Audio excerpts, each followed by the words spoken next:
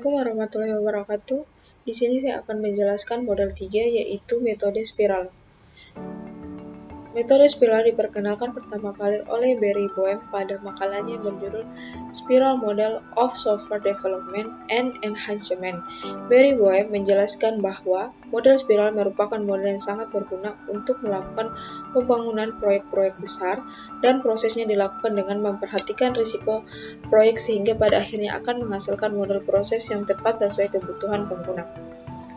Model spiral adalah salah satu metode yang dapat digunakan dalam pengembangan perangkat lunak. Model spiral merupakan penggabungan dari model prototyping dan model waterfall. Model prototyping yang fokus pada penyajian atau presentasi kepada user dengan format input dan output, kemudian perangkat lunak dan dievaluasi. Model waterfall yang fokus kepada proses pengembangan perangkat lunak yang sistematis atau berurutan. Model spiral menekankan pada analisa risiko setiap tahapannya. Tahap model spiral yang pertama, tahap liaison.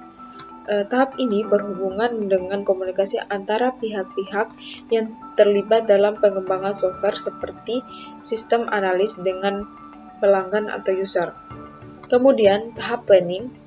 Tahap perencanaan meliputi estimasi biaya yang digunakan, batas waktu, pengaturan jadwal, identifikasi lingkungan kerja, sumber-sumber informasi untuk melakukan iterasi atau teknik perulangan. Tahap analisis risiko atau risk analysis.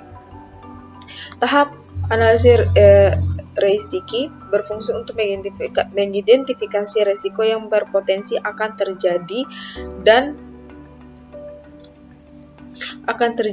dan menghasilkan solusi alternatif secara teknis dan manajemen strategi mitigasi atau upaya untuk mengurangi risiko bencana direncanakan dan diselesaikan. Keempat, tahap rekayasa atau engineering. Pada tahap rekayasa, beberapa kegiatan ini yang akan dilakukan yaitu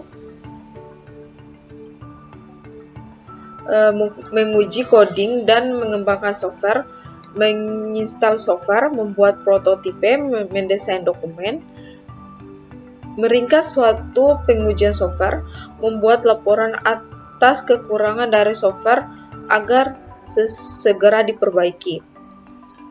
Tahap terakhir, tahap evaluasi. Pada tahap evaluasi, sistem analis membutuhkan masukan dan tanggapan dari para user dalam mengevaluasi perangkat atau produk yang akan diuji dan memastikan bahwa produk dibutuhkan sesuai ketentuan yang telah dibicarakan di awal dengan user. Kelebihan dan kekurangan metode spiral. Kelebihan. Pertama, pembangunan dan perubahan perangkat lunak yang terjadi dapat diselesaikan secara sistematis. Kedua, mudah dalam mengestimasi biaya karena proses pembuatan prototipe yang jelas dan terencana dalam tahapan yang sistematis. 3. Manajemen dan analisis risiko yang lebih cepat dan mudah. Keempat, mudah dalam melakukan perubahan kebutuhan dan dokumentasi. Kelima, produksi software bisa terjadi lebih cepat. Kekurangan metode spiral. Pertama, tidak cocok dan sulit diimplementasikan dalam proyek kecil. 2. Memakan waktu yang cukup lama. 3. Membutuhkan best practice atau pengalaman sebelumnya karena proses yang sangat kompleks. Keempat, resiko dalam tahapan planning cukup besar. Misalnya terjadi perbedaan dalam jadwal pengembangan dan anggaran belanja.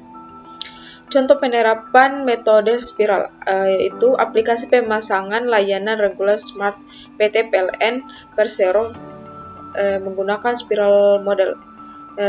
Itu saja yang dapat saya jelaskan, lebih dan kurangnya mohon dimaafkan. Assalamualaikum warahmatullahi wabarakatuh.